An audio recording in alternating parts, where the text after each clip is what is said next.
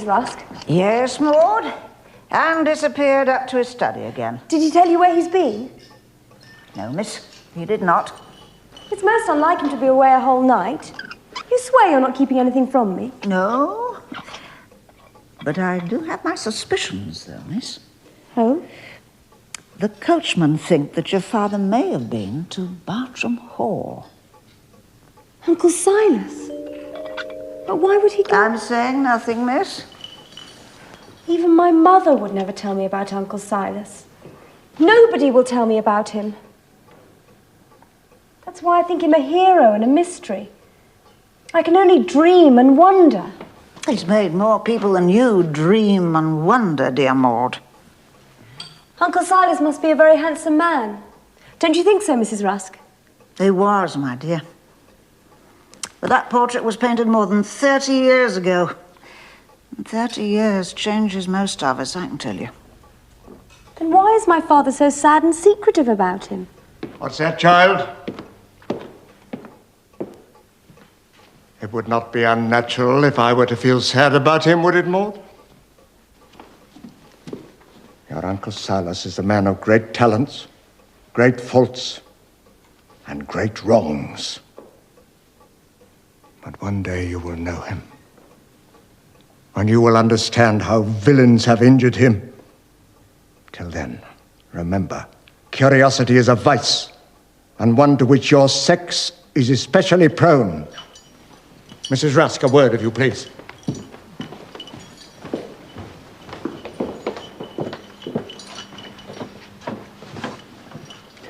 I will not have any member of my household dissipating themselves with idle gossip and slanderous speculation. Do you understand? Yes, sir. Very well. Dr. Brierley will arrive tomorrow. He'll have his usual rooms. I trust you will give him no cause for complaint. No, sir. Of course not, sir. Mrs. Rusk, what did he say? It was about Uncle Silas, wasn't it? Please do not ask me, Miss Maude, for I have been instructed to hold my tongue on the matter.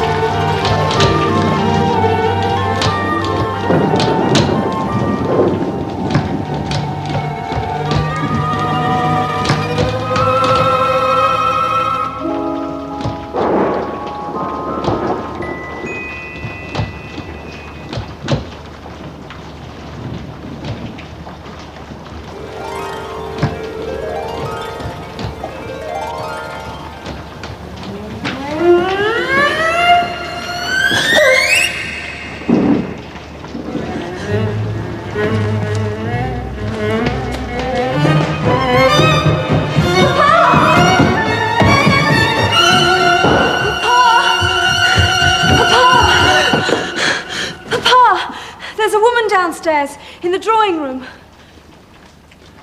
Sit down, child.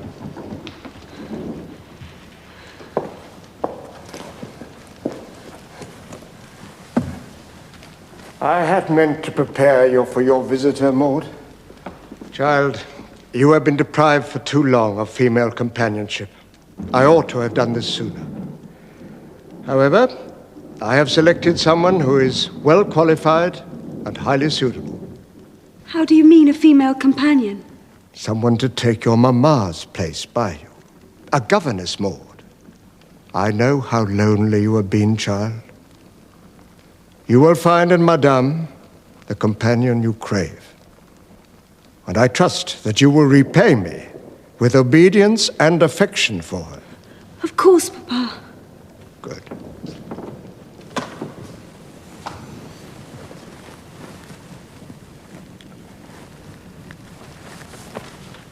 I know you think your father has shut himself away from the world. Papa, I never said such a thing. Be that as it may, a change is due soon. I must make plans for a journey. The dark angel is stirring. I have visited your Uncle Silas to settle some arrangements. Your uncle and I have been estranged for many years. I know only his portrait, sir. Perhaps that is as well, Maude. But one day, when the time comes... You may go now. Am I to meet my new governess tonight, Father? You will meet her at 9 o'clock tomorrow morning. Promptly, do you understand? Yes, sir. Oh, and Papa! What is her name? Madame de la Rougière. Ooh, I hate them French women. They're not natural, I think. I gave her supper in my room. She eats like a wolf, she does. A gobbling and a licking of her chops like some raw-boned animal, miss. I never saw such a sight.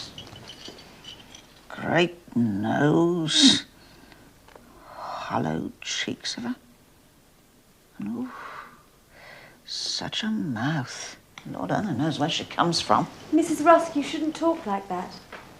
Papa wants me to like her so. Well, Maude, my dear, I hope you do like your new governess. It's more than I do at present.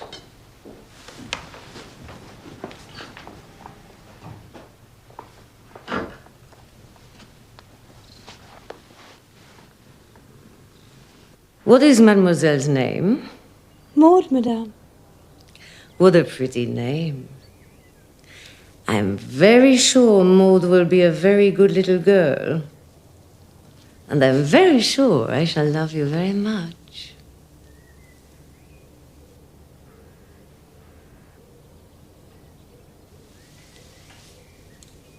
How long is it since you have a governess, Maude? 6 months, madame. Long time. And you like your governess? Yes, madame. You were not wicked to her? No, madame. Very good. I cannot tolerate wickedness in my little girls. So why did your governess leave you? I do not know, madame. My father does not always explain his reasons to me.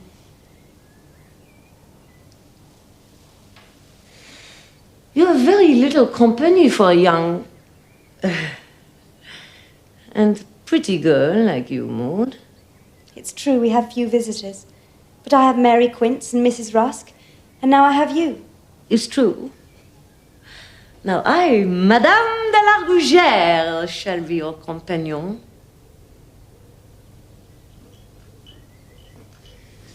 We have a lot of work to do. What have you been learning, my dear child? Music, French, Italian? But first we shall try your French. Do you know how to conjugate your verbs? Yes, madame. Good. This morning we shall see just how well. Begin with aimer. J'aime, tu aimes, il aime, nous aimons. Nous aimons. Nous aimons, vous aimez, ils aiment. Fuir.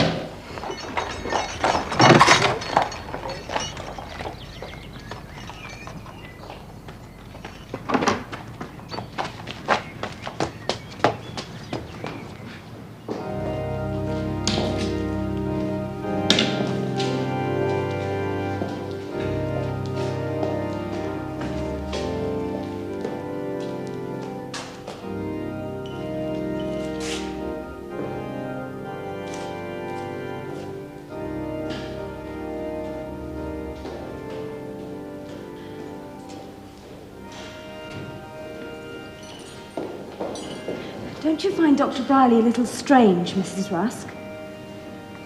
I do, miss. It's most odd to see your father sending for that creature from London while the Reverend Clay is in the village. Fat Lot of good that great black scarecrow will do with his visions and his talking about dark angels. Rubbish. More like a dark angel himself. I thought Mr. Roth had looked poorly. Does your father suffer much with his health, miss? Dr. Briley's a doctor of theology, Mary, not a physician. I help you down. That's it, absolutely. Must be very careful, Cher. Are you cold? We must keep you warm in this weather. We do not want our little angel to catch a chill. I'm quite warm, thank you, Dad. Good. Then we shall begin our walk for today. Allez, viens.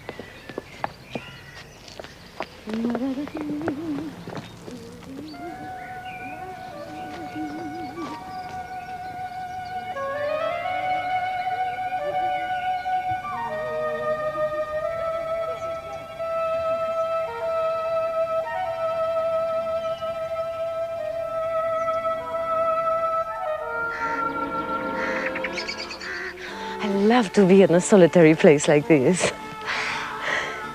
I am not afraid of the dead. Or of ghosts. Are you afraid of ghosts, Maude?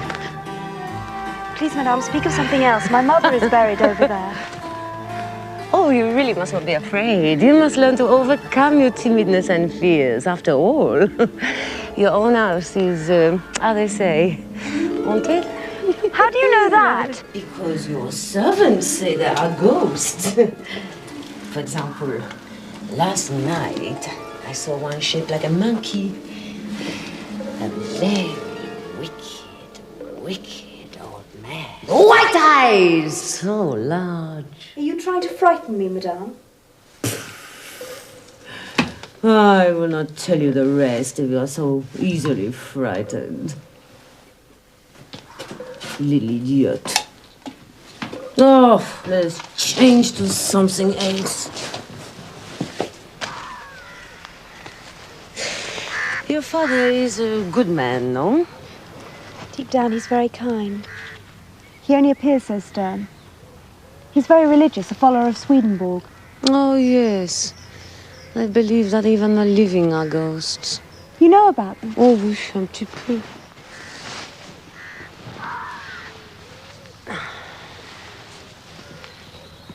Your father is in very good health for a man of his age, no?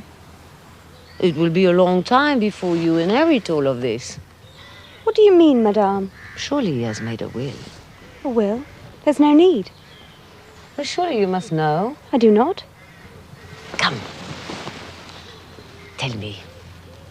It will be to your advantage. One day soon you will have many responsibility and you will be all alone. How will you manage then, huh? Madame, I know nothing about such things and care even less.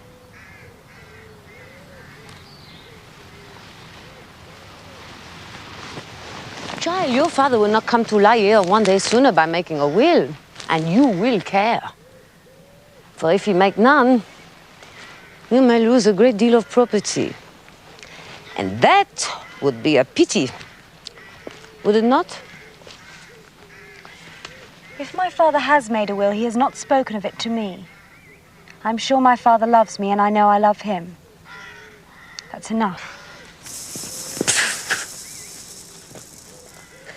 Oh, of course you know everything, my obstinate little child. What if your father should remarry? My father will never remarry. Never. And how do you like your new governess, Maude? She is very kind, Papa. But Sometimes she frightens me a little. you must get used to her ways, Maude. She will be a good friend to you. Maude, you have often remarked on my solitary way of life. You fancied perhaps I had not a single friend. You were nearly right. Nearly, but not altogether. I have one sure friend. One old friend whom once I misunderstood, but now appreciate. He will call soon. I must take a journey with him. And you must be prepared. Come with me. Do you see this child? Remember this key. It opens this. By day, it is always here. By night, under my pillow. Do you hear me? Yes, Papa. You won't forget this coffer. You will remember it, won't you? Yes, Father. Good.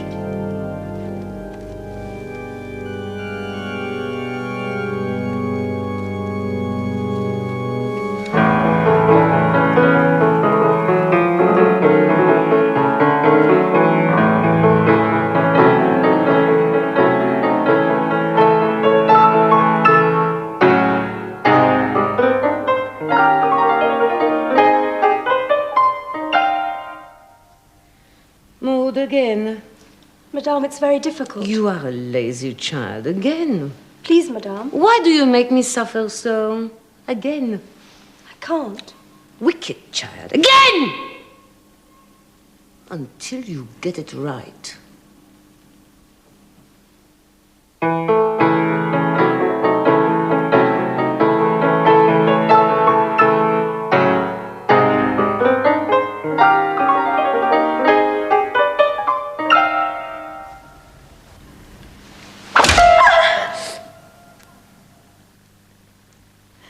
Comme ça. Idiote.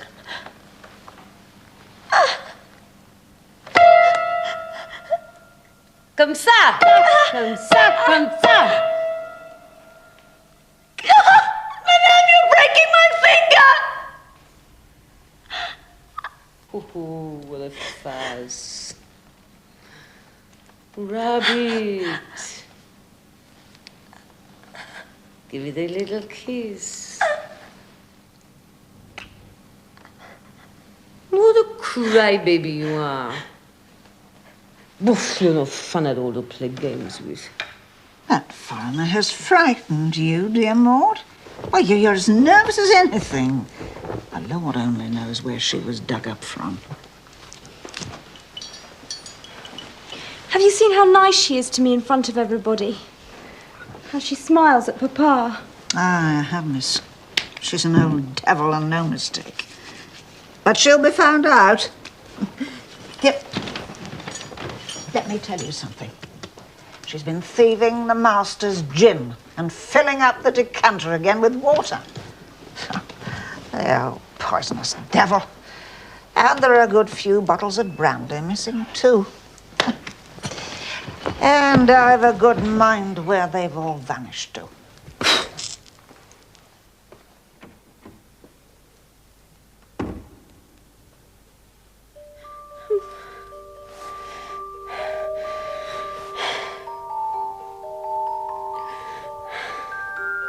But first we shall try your French. Do you know how to conjugate your verbs? Yes, Madame. Good. This morning we shall see just how well. Begin with aimer. J'aime, tu aimes, il aime, nous aimons. Nous aimons. Nous aimons, vous aimez, ils aiment. Fuir. Je fuis, tu fuis, il fuit, nous fuyons, fuyons, fuyons. Je vais te conduire jusqu'aux portes de l'enfer, mon enfant. Child, you have been deprived for too long of female companionship. I ought to have done this sooner. Ta famille, ma chère petite. Comme ça, comme ça, comme ça. I love to be in a solitary place like this. Let's make plans for a journey. The dark angel is stirring.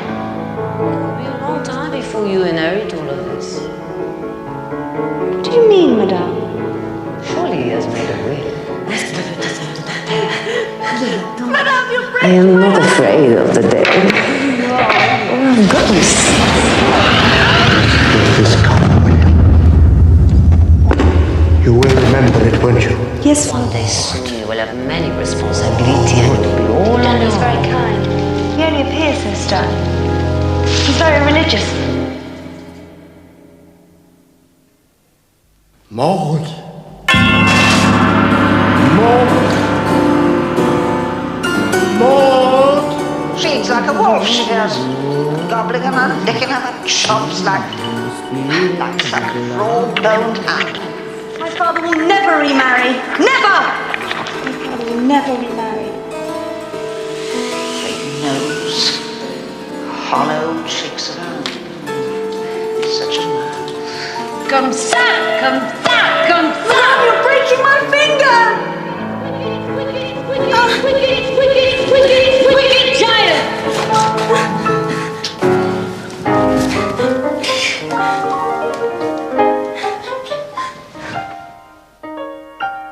Bonne nuit,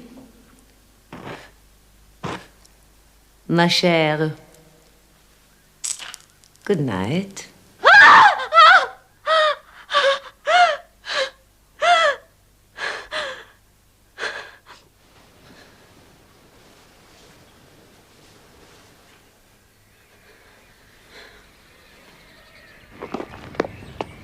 I'm sure there's some simple explanation. Mother. Oh, sir, I apologize for this disturbance. The brandy, sir, is purely medicinal.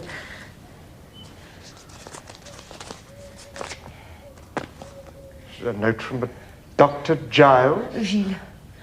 Presents his compliments to Madame la Rougière, orders her tablespoonful of brandy and some drops of laudanum whenever her stomach pains recur. That, sir, is one part of my medicine, and this is the other. Laudanum? The bottle will last perhaps all year, maybe two. I should like a word with you, Mrs. Rusk. Thank you, madame. You may go.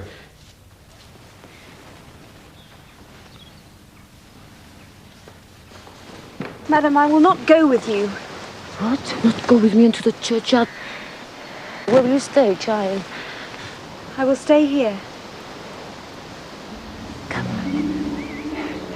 Come quickly. I am Madame la Morgue, Mrs. Deadhouse. I will present you my friends.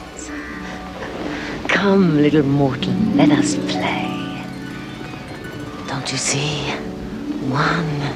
200 gravestones. Don't you love the dead, child? I'll teach you how to love them.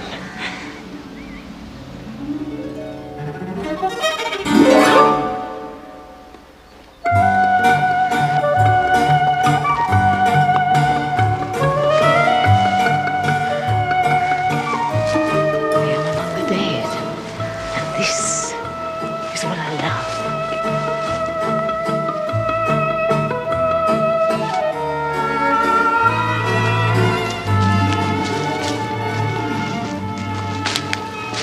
I hate the English countryside, full of bugs. Give me a drink, will you? Here, you're not too much, huh?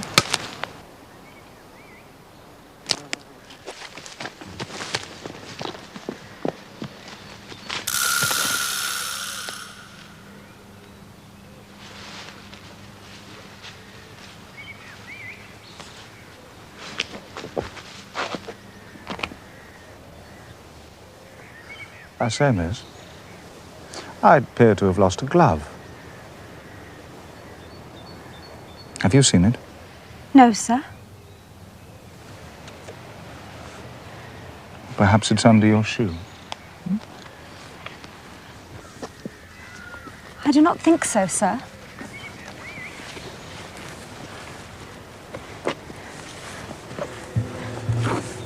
Don't be frightened.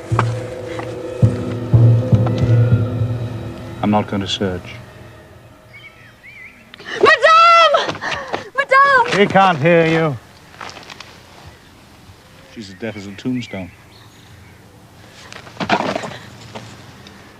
Give her my compliments. And say that I think you're a real beauty.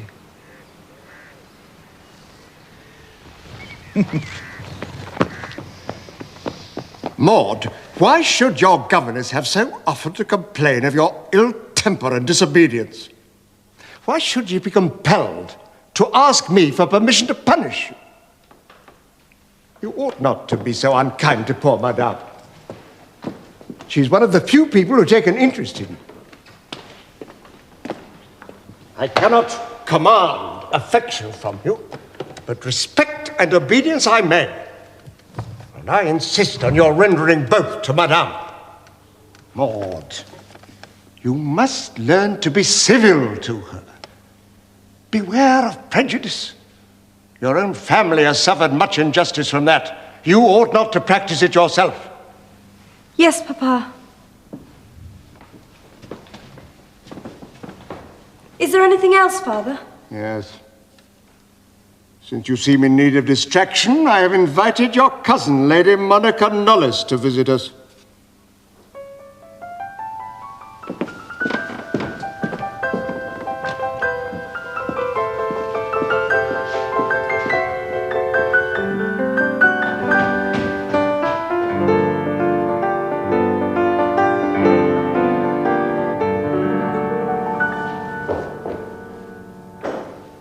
You have been shut up here too long, Austin, with your whims and fancies. What? My young cousin? When I last saw you, you were no bigger than a... Oh, come to your cousin Monica. Come. Oh, I'm so pleased to see you. Now, let me look at you. Ah. Like your poor mother, I think. Most attractive. Not a bit like you, Austin. So much for the better for her, eh, Monica? Now, you must not be vexed with Cousin Monica for telling the truth. You are very pretty. But who makes your dresses? Mary Quince thought of it, and Mrs. Rusk ordered it. We all like it very well. Oh, Maude. Maude, you are an heiress. You should not be left to the whims of these old women. I've been telling Maude how detestably she's got up. Very thoughtful of you, Monica. Oh, yes, Austin. Really? What you need is someone to bring this young girl out and look after her. And who's to do it? Well, it's quite clear. You ought to marry again. Am I to take this as an overture? Well, certainly. But not for myself, Austin. Do you remember, years ago, there was that young woman who...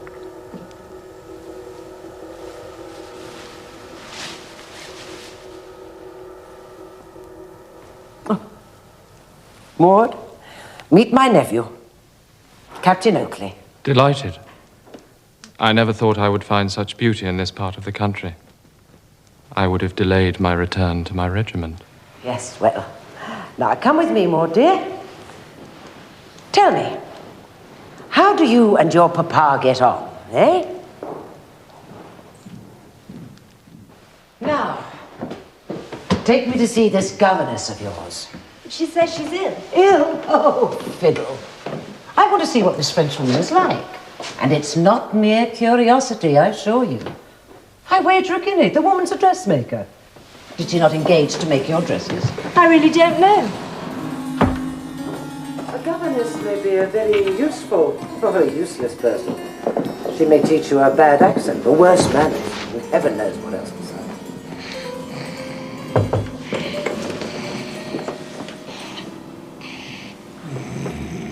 Come, Maude. Let us leave the invalid. Let us leave your governess to her comforts. That room reeked of brandy. I believe it is Madame's remedy. Oh, good little simpleton. A tipsy lady has never been dreamt of in your philosophy. Who sent that woman? I don't know.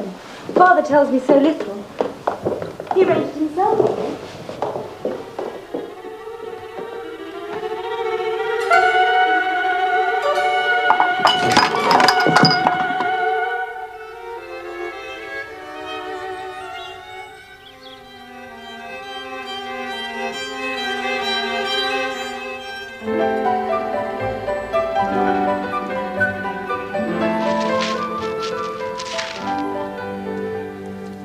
Good morning, Miss Ruthin.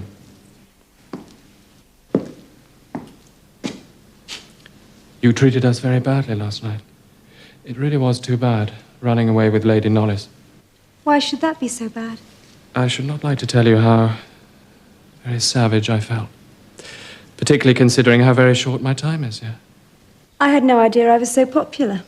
I do really assure you, Miss Ruthin, I am quite serious. You have no idea how much we missed you. Such a beautiful house. Quite the setting for a romance. Now, what could have put that into your head, Charles? You know perfectly well you have to be dragged away from the gaming tables to visit the countryside. Hmm? I believe I heard the breakfast bell. Now, lead the way, Charles. Please.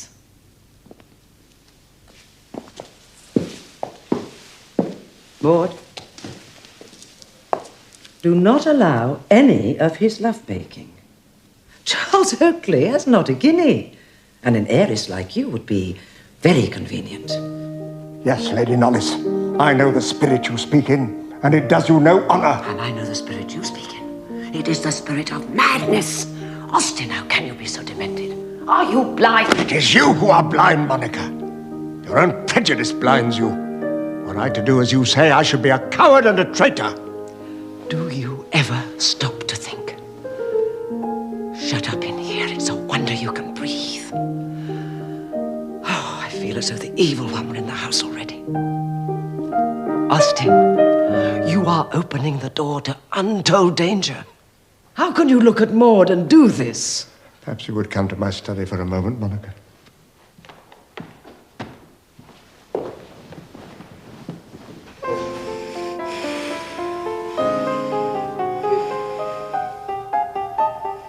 Maude, wake up. I have to speak to you. I must leave in the morning. I cannot stay any longer. Your father and I have had a fearful disagreement. He has set his mind on certain things which I consider highly dangerous. It was about Uncle Silas, wasn't it? You must tell me all, you must. There is nothing pleasant to tell. But that's why I have to know. Your Uncle Silas. He was a wild and, some say, vicious young man. For he reveled in squandering his talent and his money. And for years your father paid his debts and tried to protect his reputation. But in so doing, poor Austin was finally brought down. Then nothing he could do could clear your family's name. All the more reason to protect him from these slanders. Oh, Maude, you will never understand. Now, ask me no more. I must leave. But I must warn you, and be careful. Remember what I say. If you know anything about your father's business, do not tell it to anyone. Not even your servants. And especially not to Madame de la Rougère. You think I'm in danger? Who prepares your food? Mrs. Rusk. Good. Good. Oh, Monica, you frighten me. Can you not stay? Do not be frightened, Maude, but be on your guard. And when your father's anger has subsided, you shall visit me.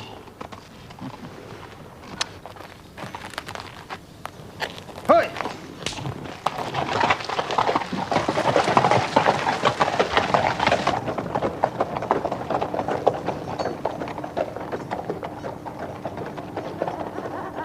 She hates me. She hates me. She will never stop until she has done me some dreadful injury. You will be sorry when it is too late. Child. I fear you are still under the influence of your cousin Monica. She can be very wrong-headed, you know. Tell me, did she ever talk to you about a time when you would be your own mistress? No. I thought she might have. I have been thinking about it a great deal lately. I have not been so troubled for years. Is it because of me, Father? Maude, do you care about our family's reputation? Of course, Father. You would risk anything to uphold it? Anything. Good.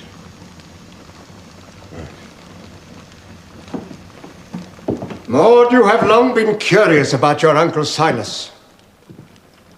In due course of time, he will succeed me and represent our family name.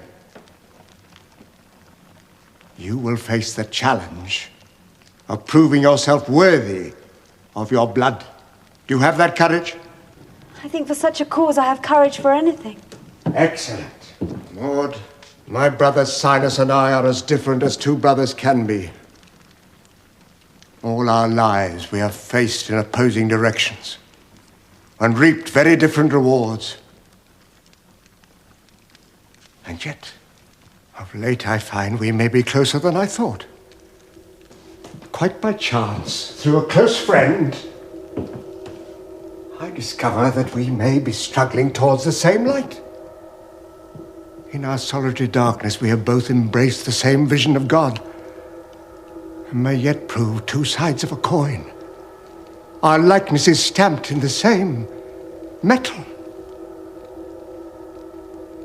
You know, of course, that your Uncle Silas was a sinner and lies under intolerable slanders. Yes. I do not sympathize with him. I never did. For he was weak and foolish and let his appetite for vice stifle his nobler instincts. And yet, I never doubted for one moment that these slanders against Silas were intended to discredit myself. Foul rumors drummed up by political enemies to damage our family's reputation. It was my duty to clear our family's ancient name, to save it from ruin. Now I can do little more. But together, you and I, Maude,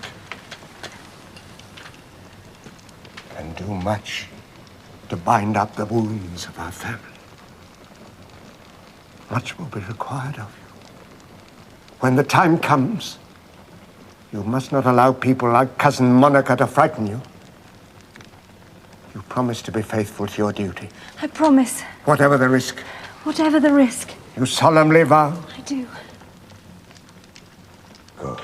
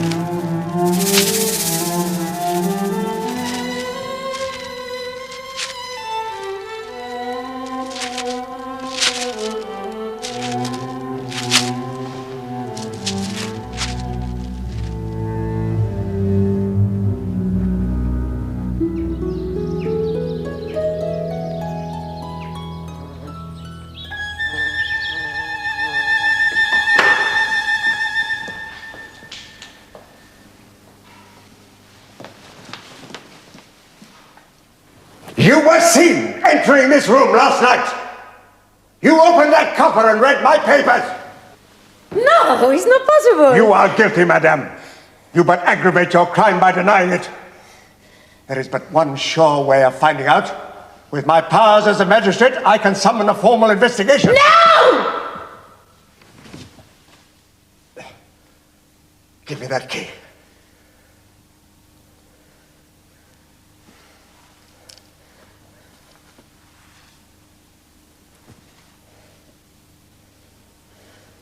Who made this key? Who made it, I say? You have half an hour to prepare for departure. Now leave!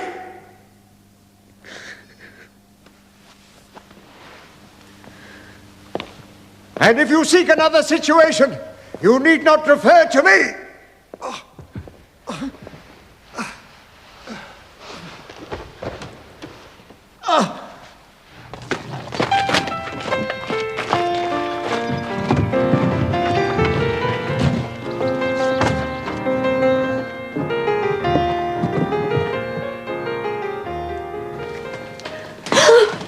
Frightened as usual. What I have done, I have no reproach of myself. And if I could explain, your papa would say I have done right. But I come to take my leave. Sometimes, when I think of you, all alone in this house at night, my heart breaks. Only your old father and these ghosts for company.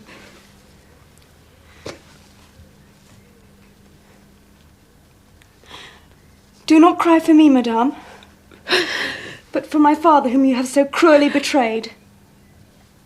Save your tears for him. Tears?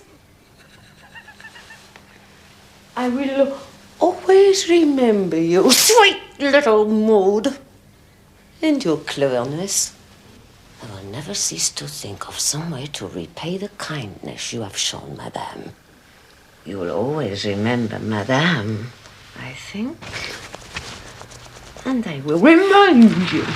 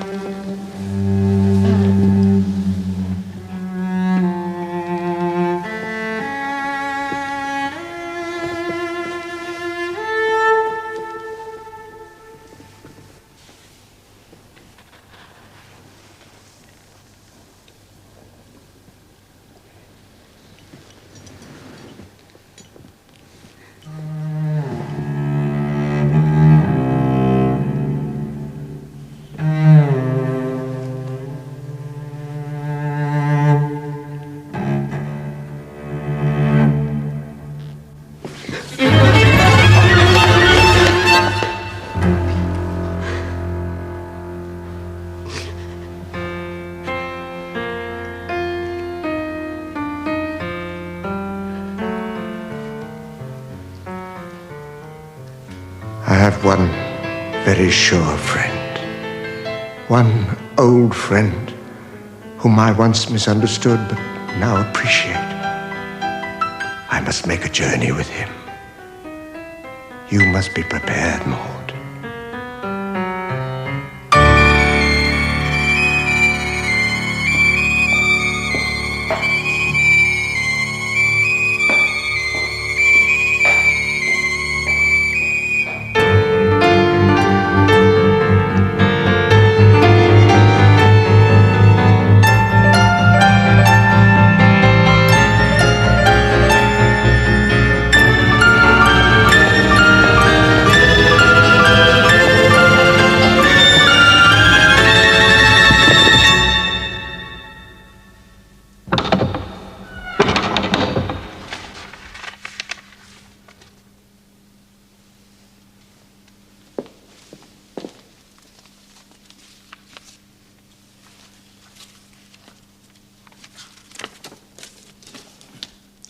I, Austin Aylmer Ruthyn, being, I thank God, of sound mind and perfect recollection, do appoint 4 trustees to administer my bequest, and do instruct the said trustees to administer my wishes in accordance with the proposals listed herein, until my daughter Maude Ruthyn should have reached the age of 21.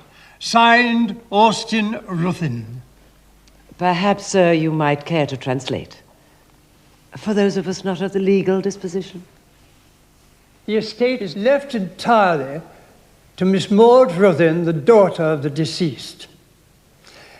His only brother, Silas Aylmer Ruthyn, is left the use of the mansion house and lands of Bartram Hall in the county of Derbyshire.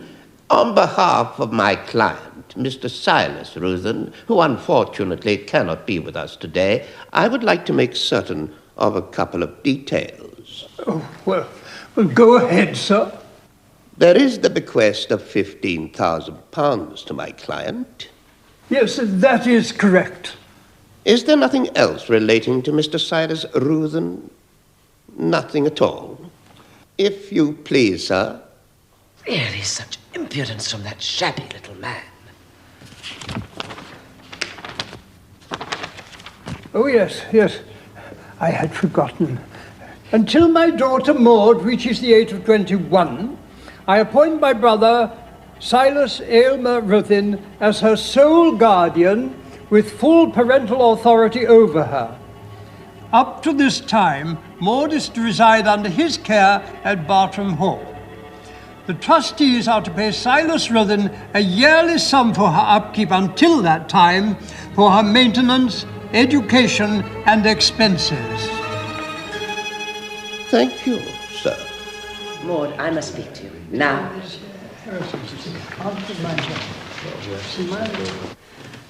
What right do you or I or anyone have to go against my father's last wishes? My father had faith in Uncle Silas. There are those who think differently about your uncle. You cannot make me go against my father's wishes. All my wishes. I have solemnly promised. I must uphold that vow. I want to. Maude!